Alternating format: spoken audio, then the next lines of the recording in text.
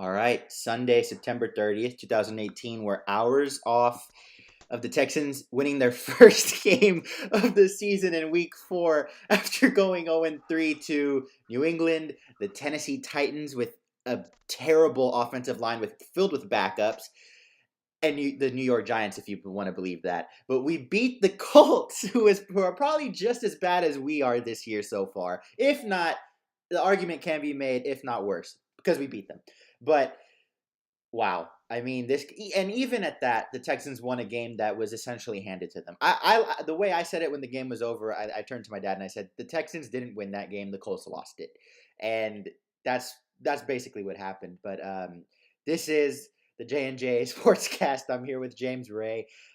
James, how are you feeling after this so-called win? No joke, right? Actually, I'm feeling quite relieved. A win's a win. I like to thank the player of the game, the Indianapolis Colts head coach. Thank you. Thank you for your abysmal call at the end in overtime. Also, I'd like to thank Indianapolis Colts fans for knowing what it feels like to be a Texans fan at this moment.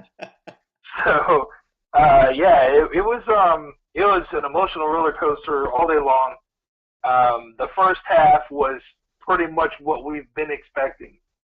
We've been waiting for that kind of offense. Yeah. Innovative, creative. They got Kiki QT, who I think has got a great future on this team. They got him involved with a lot of jet sweeps, a lot of motion, a lot of bootlegs, play action, things that we haven't been doing the first 3 games. It looked really good in the first half. Same thing with the defense. A lot of blitzing, a lot of pass rush. I was very impressed. Still didn't like the fact that Rack was playing more zone than man, considering that Jonathan Joseph is better as a man cover than a zone cover, as you can tell because he got burnt many times on zone coverage today. But it was a good call first half on both sides of the ball. And Daniels, wow, what a punter! To me, he was arguably the player of the game. He pinned them deep. He had really good kicks with solid, consistent. It looked like Leckler back there, only younger. Yeah. I mean, it was very impressive. Cheaper. And a lot cheaper, yes, for more years as well, I might add. Yeah. So it was a good first half. Second half, it was the Texans of old. The Texans of the last 3 games. We're going to play it safe. We're going to run the clock. We're going to eat the clock, and we're going to play soft zone, prevent zone, and for the most part. And Andrew Luck, who hasn't played pretty much damn near a full game, in my personal opinion. Well, I mean, he's played a full game obviously this year, but 2 years removed from football with a bad or noodle arm, had career highs against us because he was just picking apart our zone. No-name receivers getting wide open on every corner we've got. It didn't matter who it was, whether it be J.J. or even Aaron Colvin. I won't even go there. But Bill O'Brien improves his overall 5-year tenure in Houston to 32-36, still below 500. Damn near lost again today, or even put a tie out there, however you want to put it. And hopefully it continues on. I would like to think that Bill O'Brien saw the results of keeping it innovative, keeping it not traditional like he normally does. And to be perfectly honest with you, when he went back to his old B.O.B. ways and was calling plays to not lose the game, he finally, after the Colts got within striking distance, said no, and he opened up the playbook again, like he did in the first half. So, for all the crap B.O.B. was given by everyone that I know, including us, he, in all honesty, to me, even time management was good. The team was crisp on the 2-minute drills, spiking the ball, looking at the end of the game with the D-Hop play. I mean, it was incredible. It was definitely what we thought we would see for the first part of this season, going from that last season. But we need more of the same. It's a kind of, to me, it's like more of a moral victory, if you will. Yeah. but a victory nonetheless. And I'll go into something else I want to talk about you'll agree. B.O.B.'s post-game speech, I've got a lot of problems with, and we'll go over that later. Yeah. Not to be complete negative Nancy's over the game, but when you look at stats, heading into the game, the Colts were actually tied with the Detroit Lions for being the 5th best sacking defensive line in football. They had 10 sacks through 3 weeks. And the Texans' offensive line, like you said, in the first half, it played, and a little bit in the second half, it played a lot better than the first 3 weeks. I'm not going to say it was great. I'm not even going to say it was good, but it was a hell of a lot better than what we saw in the first 3 weeks. And to be honest, a lot of that is attributed to, I feel like Deshaun was a lot more of a scrambling quarterback today than he has been in the first 3 weeks of the season. I think that played a huge role in why the offense got rolling. But give a little bit of credit, a tiny shred of credit to this offensive line for holding off a tied for 5th ranked sacking defensive line of football heading into this week. Of course, you also had Kiki. I refuse to call another man Cutie, so I'm going to go ahead and mispronounce his name on purpose and say Cody or something like that. But he came in and completely I don't want to say dominated, but he put up a very solid game for a rookie receiver. This was his first game. He was held off by injuries for the first few weeks out of Texas Tech. He was a 4th-round draft pick. He put up over 100 yards, no touchdowns, 15 targets, 9.9 yards a catch. He actually did a little bit of history today. He passed up Anquan Bolton and Earl Cooper for the most receptions by a debuting player in the NFL's history since the NFL-AFL merger. He also broke Will Fuller's record, franchise Houston Texans record for most receiving yards by a debuting player since week 1 of 2016. So, like you said, very bright future with the team. He looked great out there. Obviously, he got a lot more receptions and targets because you jinxed it, but Fuller went out with an injury during the game. He was looking solid in the first half. I texted you. You told me that he wasn't going to last, and sure enough, a few minutes later, the man goes out with an injury, and I hated you so much for it. But I know. But we will see how long he is, how severe the injury is. Hopefully, he's back for Dallas next week. We'll see. But definitely a lot of positives to look at after this game. In regards to the offense, the defense, like you said, played good in the first half. Completely crumbled in the second half, I believe. Yeah. Pass rush was almost non-existent in the second half, heading into the overtime. They were gassed. Yeah, every time the camera was on J.J. Watt, he was sucking wind. And he looked like he was going to pass out. Yeah, and virtually no pass coverage. I mean, Luck was just destroying us, either on his feet or through the air, and this team looked like the best 3rd down offense in the NFL against us. It was definitely hard to watch. I'm very surprised that the Colts didn't convert on that 4th down effort. I know that the Colts head coach got a lot of criticism for that decision in overtime to test us, but I honestly can't blame him for doing it. He was pretty much assaulting us the entire game. I wasn't confident the Texans were going to stop them. When they did, I thought it was going to be a penalty or something. I did not expect that. It even looked like a penalty to me, to be honest. I thought it was really a pass interference call right there, but I was looking for a flag. I was relieved when they didn't. And I was so angry when Kay missed the first field goal when they iced the kicker. And then he makes it on the second try. After the first failed field goal, I thought we were going to lose the game. I thought he was going to miss it twice in a row. But thank God for icing the kicker. So thank God for it. So a lot of man. I just think I just to kind of echo on that. I as much as my disdain is for Will Fuller, I will say this. I did not realize how crucial the piece Will Fuller was until he went out. When Will Fuller went out is when we went conservative. Yeah. Things got a lot slower.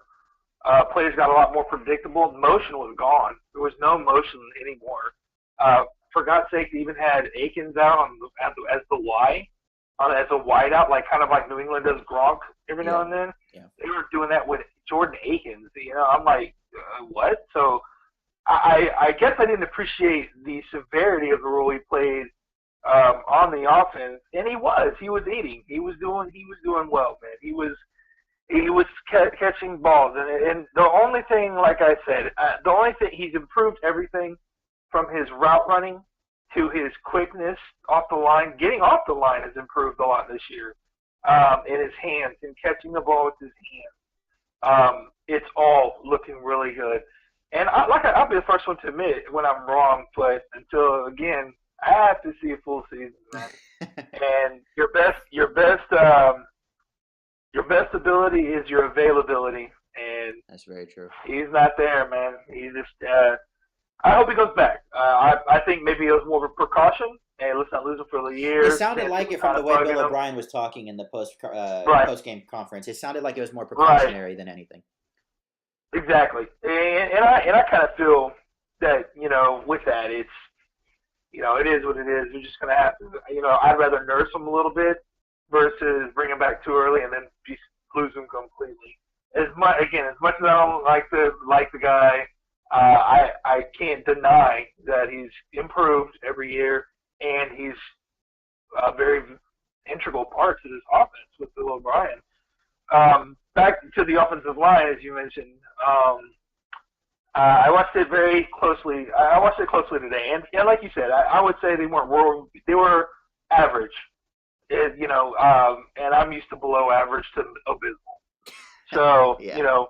and the one big thing that I know that they improved on drastically this week, and I think a lot of it had to do with the play calling and the bootleg, the jet sweeps, the misdirection, like you said, was Rankin and Lamb were the only two lineman penalties out of the multiple, double-digit penalties that we had all game long. Most of it was defensive penalties.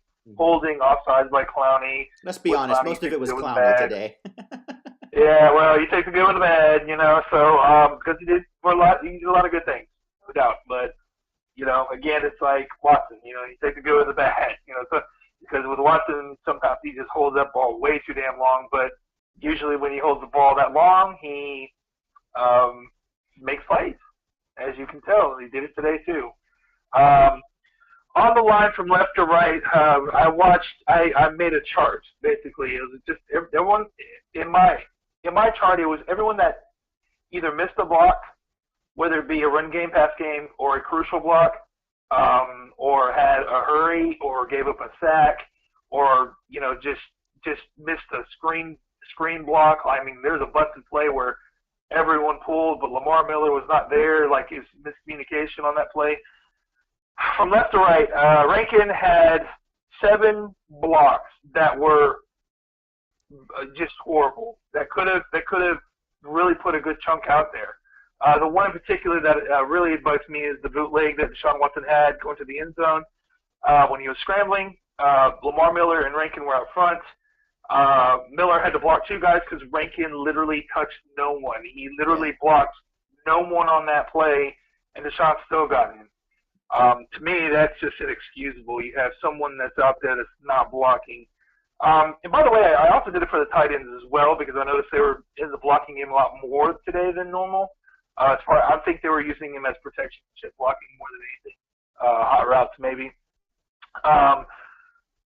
Clemente, I said this the day that we got the guy. I don't know who that is. And from what I understand, he's a career backup and plays multiple positions on the Saints.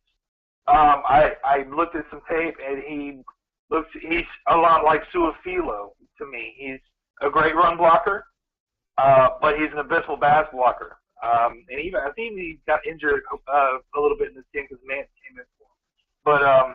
But he was the worst lineman of the day. He gave up 8 different blocks that one was a TFL or 2. He pulled and got stuffed in the hole and didn't have any push, or he was running his own block and got cut, tripped over his own feet. He was pretty bad today. Zach Martin was the best one. No, that's Zach Martin. Nick Martin. We wish. When he comes here next year, God, I wish we had Zach Martin. That'd be awesome. The Martin connect. Oh, that would be brutal. But Nick Martin had no hurries, no pressures, held his ground, looked really good. The one knock on Nick Martin that I have is he telegraphs his snap sometimes, kind of like Chris Myers used to do toward the end of his career when he kind of figured out why people were getting such a big jump on him. If you remember, Chris Myers used to kind of rock one way, rock the other, and then snap it. Nick Martin waits for the tap on the leg, looks down, and then snaps it. So the moment he looks down, people are going, and it hurts people. So people are reading Nick Martin's snap. He needs to look down, maybe pause for a second or two, then snap the ball. Maybe mix it up a bit because they're getting good jumps on the read of his snap. Fulton had 5 really horrible, and actually all of them were run blocks. Every one of the run blocks that Fulton had on there, the cutback that Lamar Miller made on the zone block that he ran for a good chunk of yards, he had to cut back because they collapsed that side, and Fulton was on his back in 3 seconds by Jabal Shear, basically pushing him to the ground. It was one of the worst blocks since Suafilo that I've ever seen. I could not believe that that's what he did. And then Lamb, believe it or not, out of all the right tackles we've had, well, I can't count Henderson because he didn't play very much, but he had a good game. As much crap as I give Lamb, he had a great game. But he did give up 7, hurries. He gave up a sack. He had a penalty. But for the most part, he was pretty solid. I'd say out of all the right tackles that we do have that are healthy and can play, Lamb should probably get the nod at right tackle for the rest of the season. My personal opinion, I know you benched him because of his penalties, but Davenport should be starting left tackle, not right. Yeah. But like you said, it was a very, very average, but not killing our quarterback. I mean, they got to Deshaun a couple times, but for the most part, they had a really good game. The tight ends themselves, Ryan Griffin cannot block. He missed 5 crucial blocks on zone plays and screens that if he holds his block for a split second longer, 2 of them were jet sweeps on Kiki. I won't say the last name. 2 of them were on Kiki sweeps, on jet sweeps. If he just holds his block, Kiki's to the house. He did. There's 2 plays in particular. Jordan Akins had limited time. He actually had a couple. He had a good catch and run. He was dragging people on the catch and run, if I remember correctly, and it looked pretty good. Jordan Thomas looked lost. I'm a big fan of Jordan Thomas.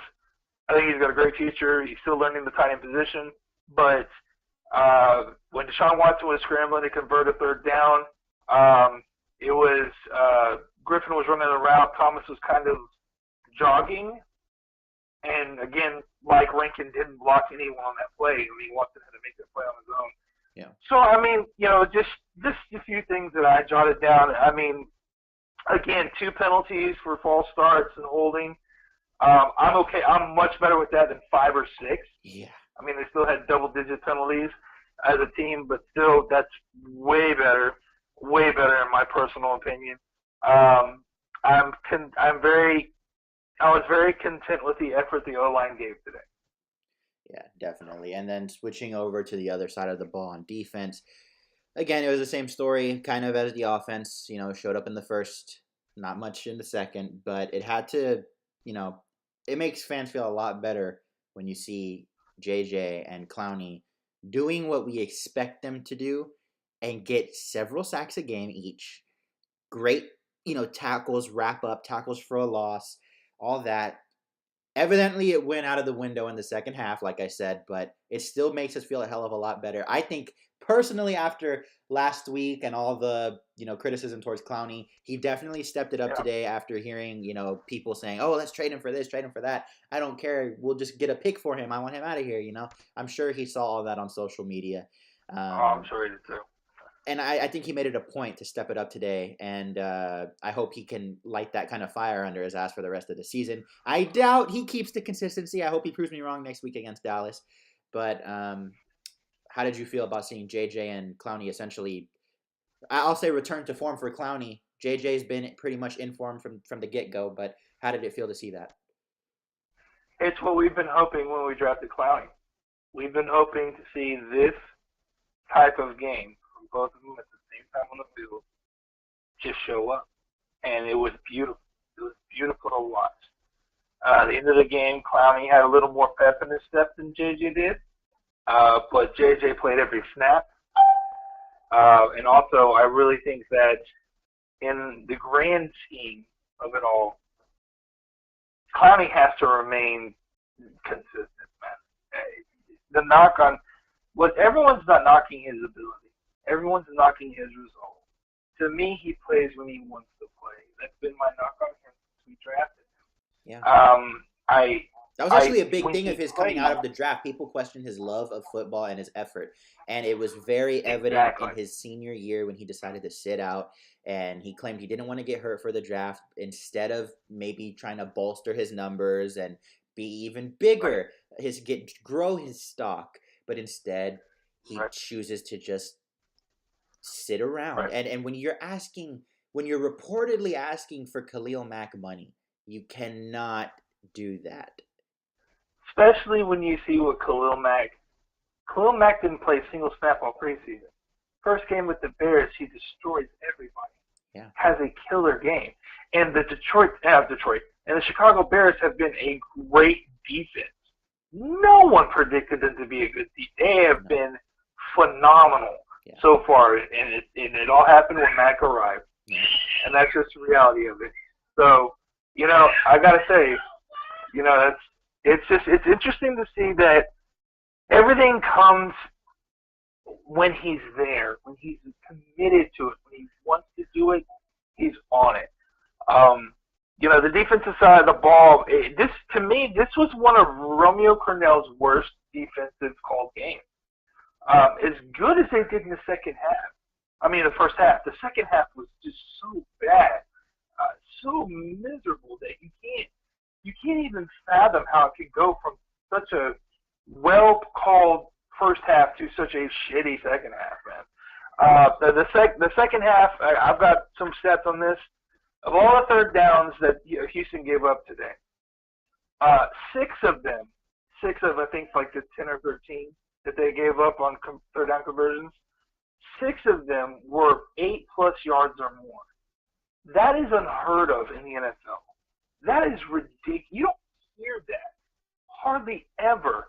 And 3 of those 6 were on Jonathan Joseph, who is not a zone cover corner. I don't know where Romeo Crennel, as good as Jonathan Joseph has been for us in the past, his big thing is he's always been a great man-to-man cover corner. Never really been good in zone.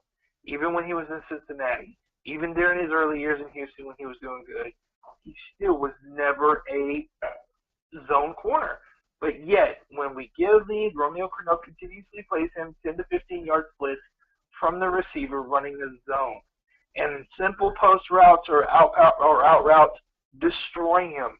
Simple out routes, not complex double move to the outside, zigzags in and out, nothing like that. Just simple out routes, a simple route, and he can't cover them. Father Time has definitely caught up with him, and I think it's only a matter. I think if it continues, there's no way we see him back next year. Of course, I said that last year, and here he is this year. So that and Aaron Colvin is not as advertised. We spent a lot of money on a slot cover corner that hasn't really done anything. It's kind of painful to watch because a lot of people said that he would be a good outside corner, and I haven't seen it yet. Honey Badger, and this is the one thing that I think a lot of people are missing. I think Honey Badger is doing a lot of coaching out there rather than playing. Yeah. There was a couple times in this game where he's in position to make a play, and he doesn't make the play. And it seems like any other time he would make that play, but the touchdown that was over him, that guy got away with a push-off. And he's taller than Honey Badger. That's where the height comes in. It was a good play on the receiver. Hey, he got away with it. You can't do nothing about it. But there was a touchdown pass that was thrown. They were playing a cover two man scheme right in the red zone. There was no one to the right of him, and he was on the left side of the field. And he was throwing, I think he was throwing to the left side, and the corner got beat. I don't remember who it was. I think it was Wright. I think it was Wright that got beat. But with Wright covering the inside of the zone, the Honey Badger has to step up in that passing lane as a safety, especially if there's no one behind him or to the right of him. There was no one to the right of him. It was one-on-one to the left side. And he didn't step inside that. I mean, and it was kind of revealing. I'm like, what is he doing? Well, before the play was snapped, as I went back, you could actually see that he was telling people where to get in position. I can't count the number of times in the second half where Houston's defense was absolutely 100% lost, it seemed like. It seemed like they were completely lost, and that people were trying to put people in the right position.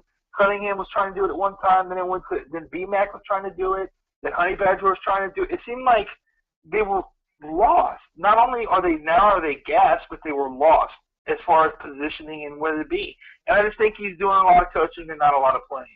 And when we signed him, we hope he'd bring that kind of moxie, you know what I mean, that swagger to the secondary. And for the most part, he gets on people when they screw up, but at the same time, he's not a coach. He's a player, and I need him to play his position. And right now, I just think he's not playing to his position or his potential for two reasons. One, because he's coaching too much on the field, and two, I don't think he knows Rack's system fully yet.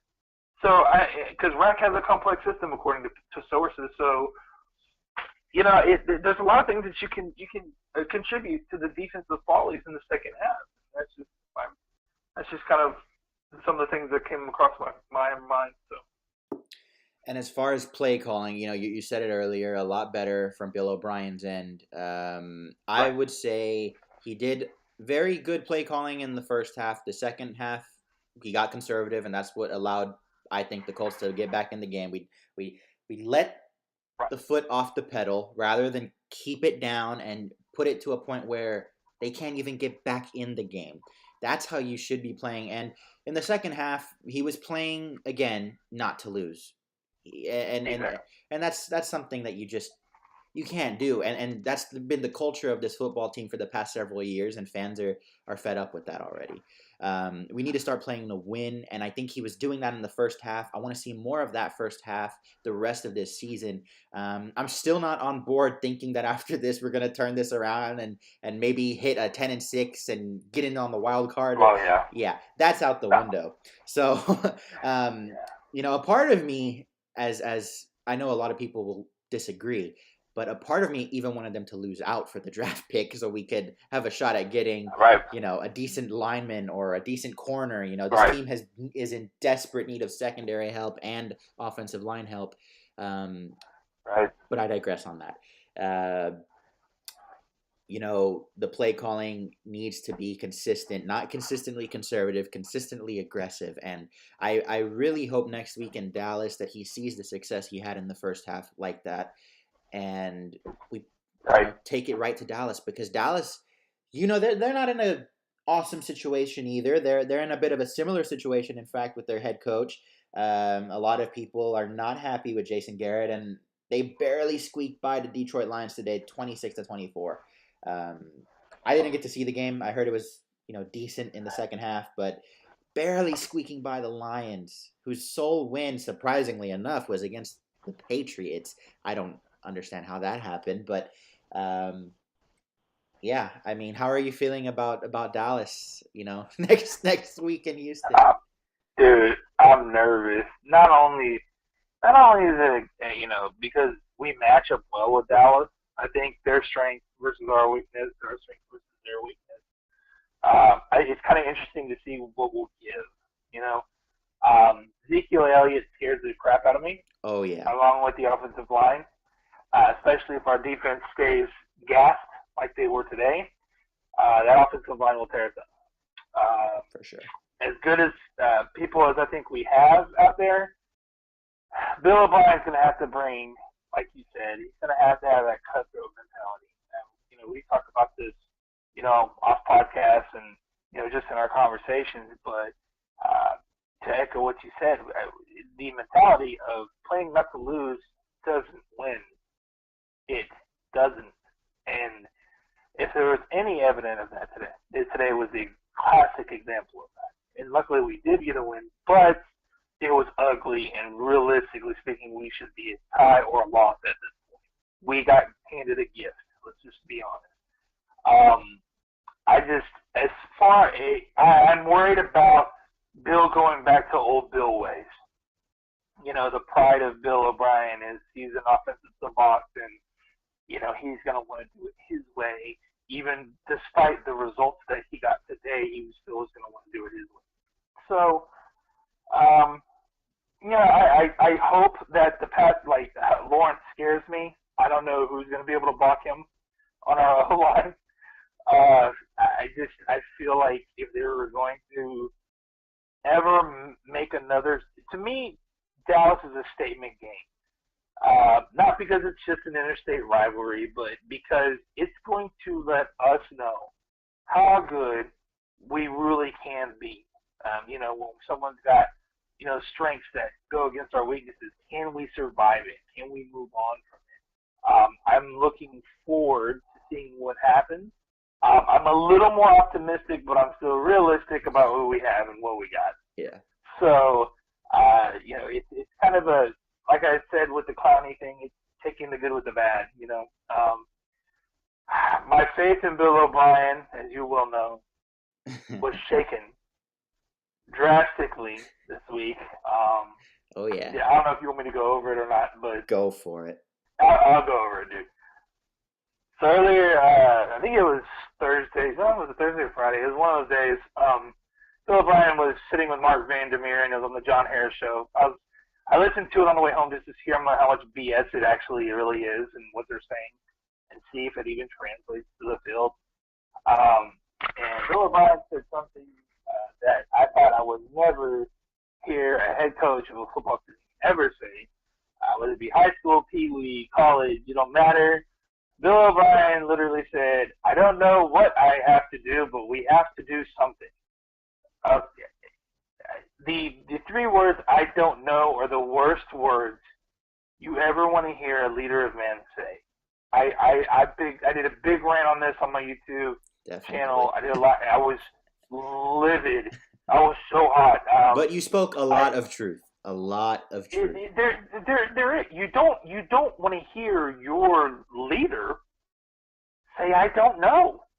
Because if he doesn't know, how the hell are you going to know? Because you're the one that's being coached. How are you going to know what to do? So, man, I just, my faith in someone saying, I don't know, was rattled. And just because he pulled out a win or called a decent game does not change that overnight. It haunts, it echoes in my head every time I see his face.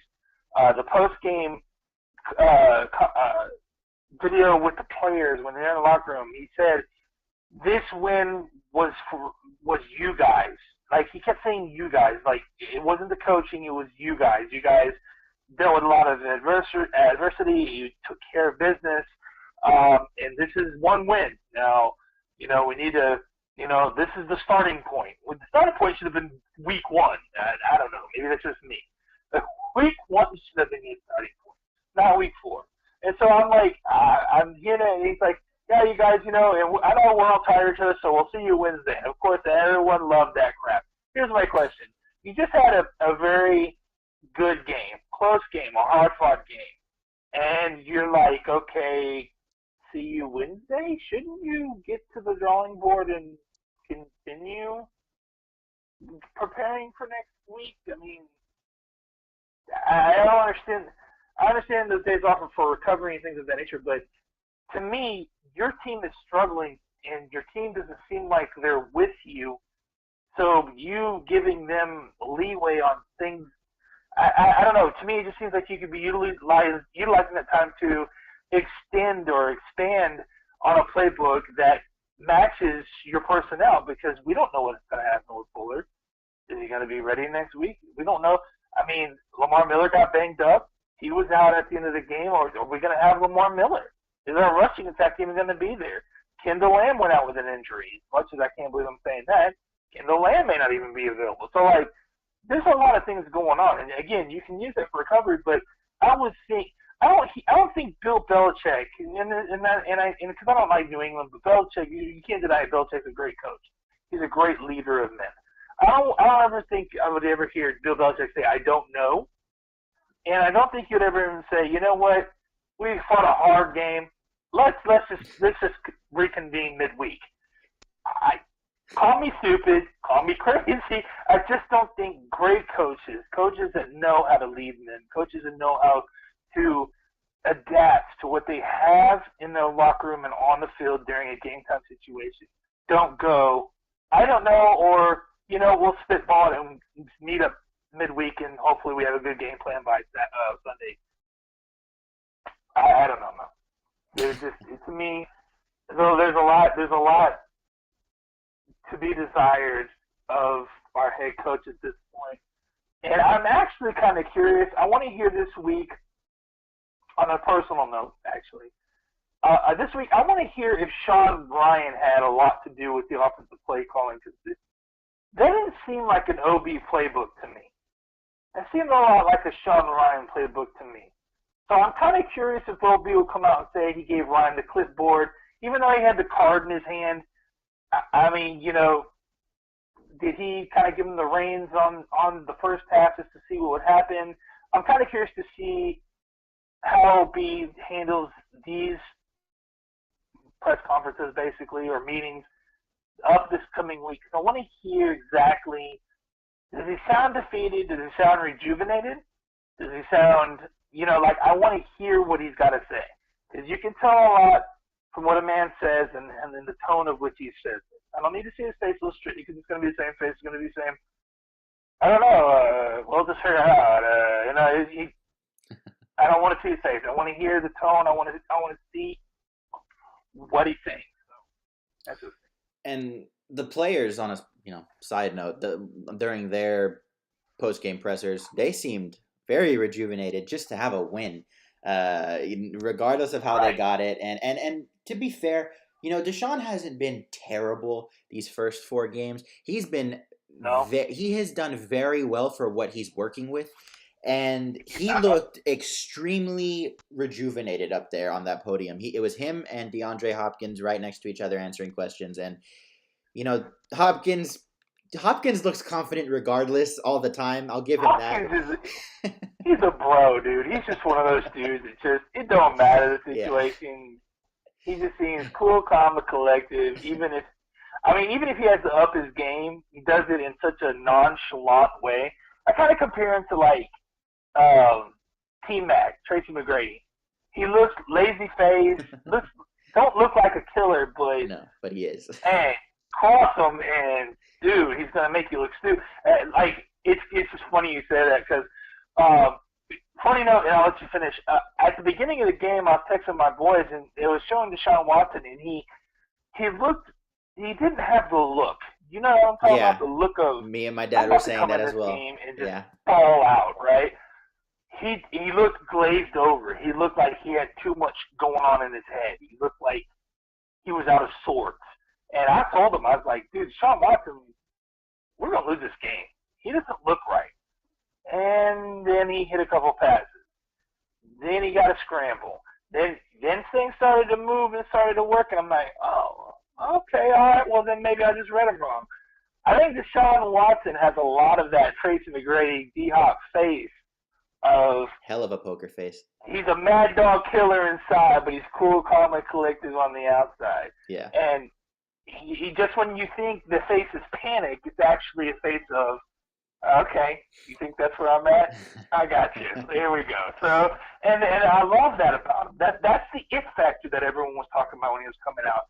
That's the it factor that won me over because, like I always tell people, I need 2 years of production before I can crown someone. They've arrived. You know what I mean? Deshaun Watson's the only guy I've ever done that with. Ever. And you know that. So, I mean. Yeah. And it's because he has that it factor, dude. He oozes charisma and leadership, and I just like that about him, man. So hopefully, it's funny because the locker room, you're right, seems rejuvenated. Honey Badger is all vocal and Just get in here and yeah, like they broke it down loud.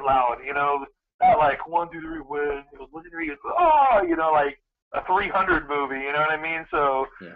um, it was really nice to see. And you're right, they look relieved and they look like they got the monkey off their back.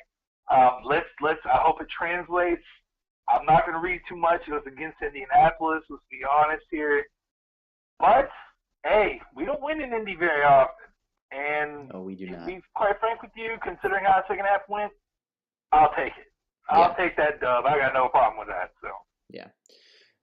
But Hopkins had a hell of a game, like over 150 yards and a touchdown. Um, but looking on to Dallas, you talked about earlier, you said Ezekiel Elliott scares you. To put your fear into perspective, he had a monstrous game against the no, I Lions. know. Over Yeah. 150 rushing yards, one touchdown. That one touchdown receiving, 88 receiving yards, and he averaged 6.1 yards a carry and 22 yards a reception. He led the team in both rushing and receiving today. My goodness. It was like playing Madden on rookie mode. It's like Exactly. it even before the game ended and he finished his stat line. I was going into Dallas. I went, oh my god, O line, Elliott. I'm not. Those were my thoughts, and I'm still. We even with the in stat line, I'm like, oh gosh, O line Elliott. Even though the O line for Dallas is best, is a little dinged up too, but still, their O line is by far head and shoulders above what we have. You know what I mean? So again, based on what injuries we have, based on what injuries they have, hopefully, I mean, I don't wish a man to be in pain, but hopefully Zeke maybe tweaks an ankle or something. I don't know, man. He scares the crap out of me because other than maybe Dylan Cole, who's injured, or maybe Cunningham, I don't know anyone that's going to be able to keep up. I just don't. I don't know linebacking core. It scares me. It scares the hell out of me. But we're gonna find out. We're gonna find out sure enough, man. The other key elements that I want most fans to understand is, unfortunately, it's prime time, and Houston doesn't do well in Yeah. prime time. Not at Ever. all. Not at all. In Yeah, that one fact, some hurts. of their Yeah, most so I'm like, terrible performances are on prime time. but the prime time that Deshaun Watson has started in, they've been good games, and he's played well. So maybe there's something to that. We'll keep an eye out for that. I hope so. If I'm going half full versus half empty, let's go with that. You're a lot more confident than I am. But Man, I'm trying. I am trying to be. I'm trying to be. It's just a big relief off the shoulders. Okay, we're not going to go defeated in every game. We're not going to go 0-16. This is good. I can breathe heavy on that. There's still the fear of 2-14 and my prediction of 5-11, but hopefully we move on from that. with a potential win against Dallas, I don't want to get too far ahead, but with a potential win against Dallas, does that change your perspective of how this season turns out? No, they have to get to 500 before it even starts to inch my needle in that direction, so to speak. If they're not 500, there's no reason for me to feel like that. To be honest with you, because again, I don't trust O'Brien. I don't trust him. I don't trust his play calling, his clock management. I feel like he's lost the locker room in a lot of ways, honestly. I feel that there's so much to it. And to add to the drama, for whatever reason, Rack is calling horrible defenses this year. His defenses for every quarter except for the first two today have been pretty crappy, quite frankly. And a lot of that has to do with personnel in the secondary, and he's trying to hide the weakness. But at the same time, I can't watch J.J. Watt and Clowney get gassed because your corners can't cover. Yeah. because that's exactly what happened. They're getting gassed. 3rd and 10, they convert because your corners are paying 10 yards off the receiver and backpedaling to 15 yards, and then they curl and wonder why they get a first down. It's like, 3rd and 3, they run a slant and we just can't cover because we're 5 yards off the ball. It's like Romeo Crennel does not believe in bump coverage. It's very rare I see a guy in bump coverage in a Romeo Crennel defense, and that's been the big knock about his defenses over many years. Is it's a bend but don't break mentality. Give up the 3, just don't give up the 7. Mm-hmm. Sometimes it doesn't always work. So, when you're getting gassed for yards like with Noodle Arm Luck did today, that you have to go back to the drawing board. I still don't understand, even though he saw more plays today, why Duke Ejiofor is not in the game more. I still don't get that. I still don't understand that. I don't understand why even though, we'll say this, I still don't understand why you're moving Clowney around, why you're not putting his hand in the dirt. Even though he had some good plays up the middle today, I still don't understand that. I just, we don't have the linebackers to cover. BMAC got injured too. I don't know if he's going to be even a go for next week. There's a whole bunch of factors that contribute into this, man, and I worry about it. But nothing's going to change my mind or move the needle in that direction until we hit 500. So if we go on a 2 or 3 game win streak, then I might go, okay, all right, I think we're starting to get there. And historically, RAC defenses have always started off slow. So maybe they right the ship. Maybe they all put it together. But again, I think you have too many people confused. I think Aaron Cole is confused, new to RAC's defense. Matt Allen, I think he's confused, new to RAC's defense.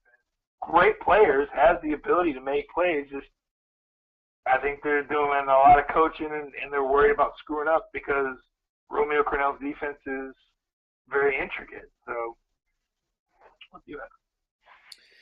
And I know I'll say a few weeks ago, you weren't fully on and it's crazy to talk about after this game, but it's been a hot topic. You weren't fully on the train of fire Bill O'Brien until you heard his comments about how defeated he sounded and that Giants game was absolutely terrible. Even after today, because for me, one game is not enough, especially when you didn't, continue it into the second half. Are you still of the belief that this team needs a new head coach, whether it be halfway through this season, whether it be at the end of this season? I think me and you are both in agreement that he's not going anywhere for at least another 2. But are you still in agreement that this team needs a new head coach? If not, give him a chance and hire an offensive coordinator.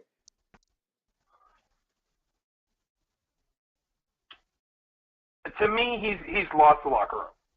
To me, he sounds like a man who is defeated. He sounds like a man that's given it his all and come up on the short end of the stick. He's 32 and 36 in 5 years. He's below 500 as a head coach and still retains his job. Gets an extension even, I might add. He had a 9-game losing streak going into today. Worse than the NFL, even more so than the Browns. You can't make that stuff up. And then to compact him saying, I don't know. What do you mean you don't know? You're the head coach. You should never say that. It's like the bad C word. Don't use it. It's a bad word. You know what I mean? Yeah. You don't call a girl the bad C word. You know what I mean? And it's the same concept. It's not because it's taboo. It's because it instills that you're defeated and no one has confidence in you. You don't do it. And I think he's lost the locker room. The only thing that I really think saves the locker room as of now, and like you said, we both agree he's probably not going to be gone. He's here for at least another year at the minimum and 2 at the max if it continues on this path. He has to give Sean Ryan or another OC the reins. He just has to pass. He has to pass it. He's got too much on his plate. He's overworked. He's overwhelmed. He's not confident. They're not confident in him. So nothing's changed. It's just 1 week. And again, we should be talking about a tie or a loss right now, not a win. you put it in perspective. I mean, I know that's kind of negative to think about, but that's the reality of it. If Indy's coach does not do a bonehead thing on fourth down, this is a loss or a tie, not even a win. Yeah. You have to put that in perspective. And so, beauty is in the eye of the beholder, of course. And depending on your perception, depends on how you view it. I think it's trending up, but it's not like a big rise in the stock market. It's more like that was a bump, kind of like a heartbeat on a monitor. Ooh, okay. Let's get more of those. You know what I mean? Yeah. Let's get that rate up. You know what I mean? So there's some life. That's how I view it. Yeah, exactly. There's just and maybe a win does it, but I think it's going to take more than a win to put that life back in quickly. Yeah, and again, much too early to talk about, but we talked about this last time. We just haven't had it recorded. But as far as if in a Texans fan's utopia, who would you like to see? Who do you think? Who's let's call it a reasonable reach. Got it. Like obviously, Mike Tomlin's not coming here next year. So yeah, no. So me, you know who I want. You know who I've been vocalizing forever. I think he could completely change this team around. But if it were up to you, who are some guys you'd like to see maybe come in here and take the helm? Again, man, I would not be opposed to Dabo, man. I really wouldn't. But let's be real. He's got a very, very cush job at Clemson. Nick Saban treatment. Yeah, Nick Saban type junk, dude. It would take probably a lot of money to pull Dabo to this team. But I would not be opposed to it. I would not be opposed to it. Chuck Pagano. I know a lot of people are going to go, huh? But realistically, Chuck Pagano, I really feel can turn this team around. And he's a defensive-minded guy. I got to say, most of the head coaches in the NFL, I won't say, there's not many of them anyways. How about this? I'll put it, there's not many head coaches that are offensive-minded that are successful in the NFL. Unless they have a Rodgers or a Brady or a Breeze, there's just not many that are successful. I'll give you a classic example. One of my favorite offensive coordinators of all time, Norv Turner. Ooh, that was the name that came up for me earlier today. Norv Turner is an outstanding offensive mind. He is Bill O'Brien. He's a great offensive mind, but he's proved it twice. He is a shitty head coach. He is a horrible head coach. Romeo Cornell, really good defense. Well, you can't tell today, but really good defensive coordinator. But every time he's been a head coach, pretty crappy.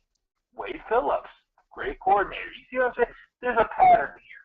Some people are just born to be head coaches. Others are just born to be coordinators. I really think that's why Josh McDaniels did what he did to Indy. Because the time when he went to Denver, he took Tebow in the draft of these quarterbacks. And he got him the playoffs, but he was there for, 2-3 years? And then they canned his ass. And the next thing you know, it's like, okay, where does he go? So he goes back to New England. And then New England's offense all of a sudden has a revival in a lot of ways, if you think about it, because Bill left for Penn State. Josh comes back. So it's like, it's like a carousel. I don't think and I think he knows that he's not going to be a great offensive mind or a good head coach, but he's a great offensive mind. I mean, again, look at New England's offense for years with him at that helm as the OC. But to answer the question, I think Pagano, I want a defensive-minded head coach. That's what I want. What a lot of people don't realize is that Bill Belichick, actually, his specialty is special teams. Not a lot of people know that. Not defense, not offense, special teams. This guy was a special teams coordinator for many years before he did anything else. And then he delegates defensive coordinator. offensive coordinator. If you can get it done, I'll get your ass out of here. And guess what? He's one of the best head coaches that's ever lived. Again, I want someone who is not like a quarterback coach or a receiver coach or a running back coach. I want like an O line coach. Like I'm. This is a bad comparison because he did shitty as a head coach. I want a Mike type guy. You know what I mean? Art Shell. You know what I mean? Like, I want someone who is not a like tight end coach or something like that. You know, someone who's not a traditional head coach. Be a head coach. And to me, Pagano was primarily a DB coach for most of his career before he became coordinator. And as a defensive coordinator, he was a great defensive coordinator. But he was an even better head coach, in my opinion. He held an Indy team together that had very little talent on the defensive side of the ball, but yet they still were perennial contenders because of Peyton Manning and Reggie Wayne. I mean, it's very, very hard for me not to see the comparisons of what we have now.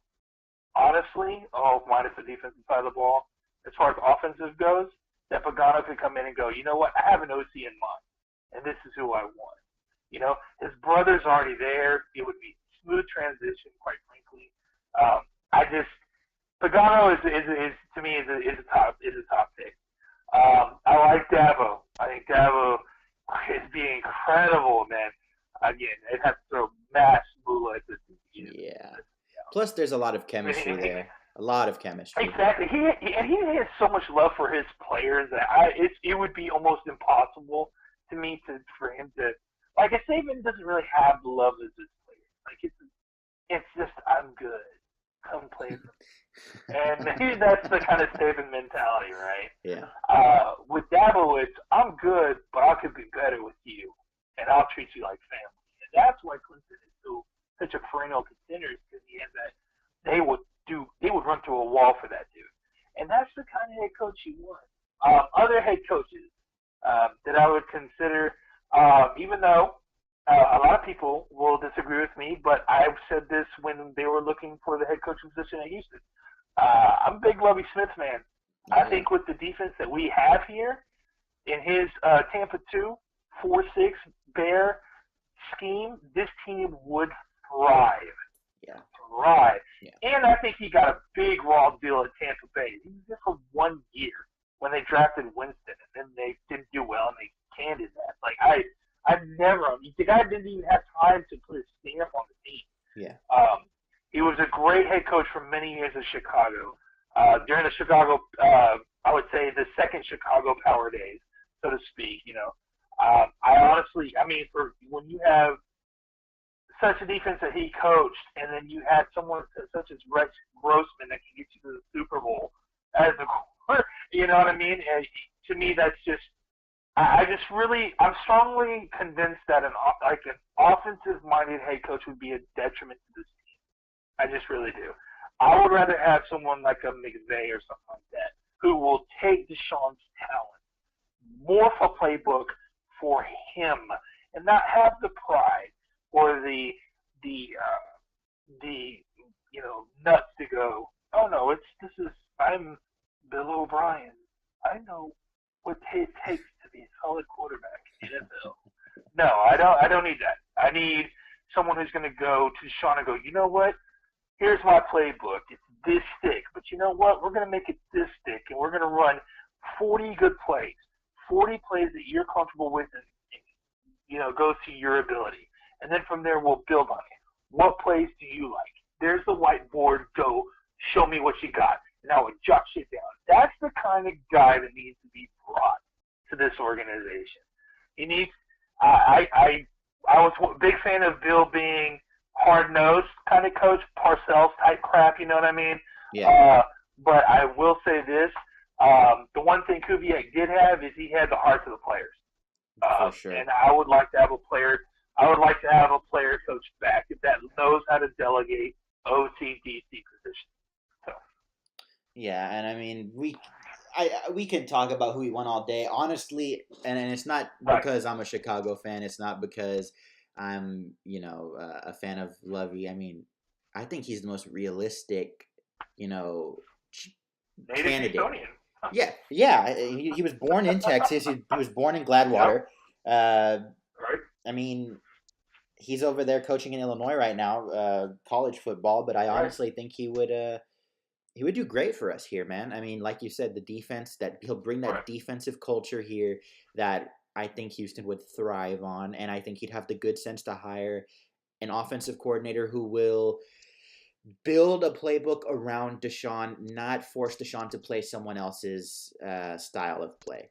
And Exactly. that is exactly what we need with this quarterback. Yep. And again, Dabo would be the utopia pick. I mean, that is Deshaun and him are already linked. There's a chemistry there. There's a chemistry Yep. with that Clemson culture between him, Watkins. We got some Clemson boys on the defensive side of the ball too. Um, Right. I mean, Yep. that would be awesome. And not to mention, this Dabo loves Deshaun Watson. I mean, look at how much praise he gave Deshaun heading into the Michael draft. Jordan. Michael Jordan Michael Jordan of football. Like, dude, like that was a lot of balls, but he was not. I mean, the guy was damn near accurate. He came in and changed an entire franchise quarterback position, like Yeah, overnight. Yeah, I don't know. insanity. So Hey, we'll on a side note, I have a question for you. okay. Did you see what Earl Thomas did? Oh, flipping off his team on the way out after breaking his leg. He's the report said he'll be back by the Super Bowl and in time for free agency. Not that Seattle has any shot in hell at making. At least I don't think. But wow, I am almost certain that man will be in Dallas next season. That's a good landing spot. That's kind of what I'm thinking. If not there, maybe Houston. I don't know. Him and Manziel. That'd be nice. I would die if Houston. I would never Yeah. criticize the front office for not making any big signings ever again. But Yeah, I just have that. I just feel I have that Ed Reed vibe lean over me when I hear that. yeah, but Yeah. that would be a So, hell of a duo in the back. But I really think his heart is set on Dallas. I really do, and I think that Dallas. I mean, say what you want about the Cowboys, but Jerry Jones gets shit done, and I think that he would definitely move mountains to get Earl there. But we'll close on this. Speaking of the Cowboys, we have them next week. We won't be back until after the game, so give me your prediction, score, win, loss, whatever you want. How do you see that game going?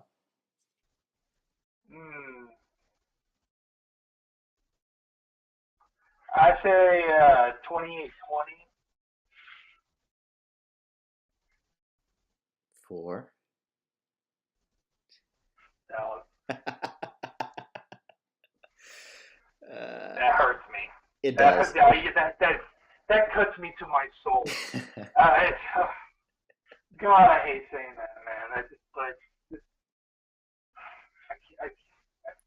Even if we lose out, 20. beating Dallas would be a very bright, very, very bright light to have shown on the season. I don't care if we lose every other game. I just can't stand lose. I wouldn't be able to stomach losing to the Cowboys, let alone in Houston.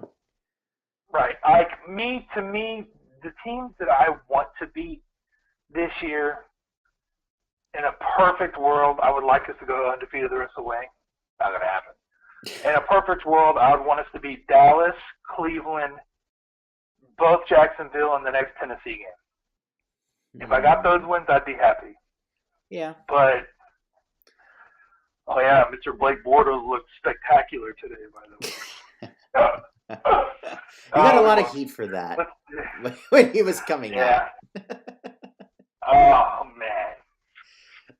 I'll go ahead. I'll go ahead and agree with you. I think it's going to be a little more high scoring than that. I'll go 31-28 Dallas. I think they squeak it out on a field goal, but we'll see, man. We'll see. I think the defense is going to fold again in the second half, and we're going to have a shootout. A very similar game to what we saw today in Indianapolis, I think. Right. But hey, I hope and pray the Texans can flip this over, but it's gonna be tough. Yeah. We played Indianapolis today. Come on. Yeah, I know. Again, just give me 500. Give me the 500, and I'll be way more optimistic. Just give me the 500, and I'll be optimistic. But until then, I'm probably gonna take you again. All right. Is there anything you want to? I hate saying that. Is there anything you want to plug before we head out? Yeah, actually. My wife, I don't know if you want me to do this or not, but I'm going to do it anyway. Oh, go for it. My wife is selling CBD oil for medicinal purposes, particularly with any pain or if you're having any back pain, any spasms, if you have any kind of nausea, if you're paranoid, schizophrenic, if you're bipolar, if you have any kind of serious injuries, stuff like that, you're trying to get away from pain medications because they can be addicting. I advise you to try some CBD oil. My wife sells it. It's called www.hemsalot.com. Her name is April. She hooked you up with a discount. If you are listening to this podcast, we will go ahead and honor a discount that we have, in particular for this particular podcast. If you want, just stop by and like it, look at it. If it's your cup of tea, go ahead and try some. If not, hey, hopefully you won't need it. We'll go from there. But I want to thank everyone that's wanting to listen to us talk about Texans because time is precious, to everyone, and we appreciate your time. And come back and hear us next week. Yeah, and make sure that you go to TexansWire.com for all your Texans news. I'm a writer over there. My name is John Fuentes. This is James Ray. We will see you next week after Dallas. We're on to Dallas. Yep.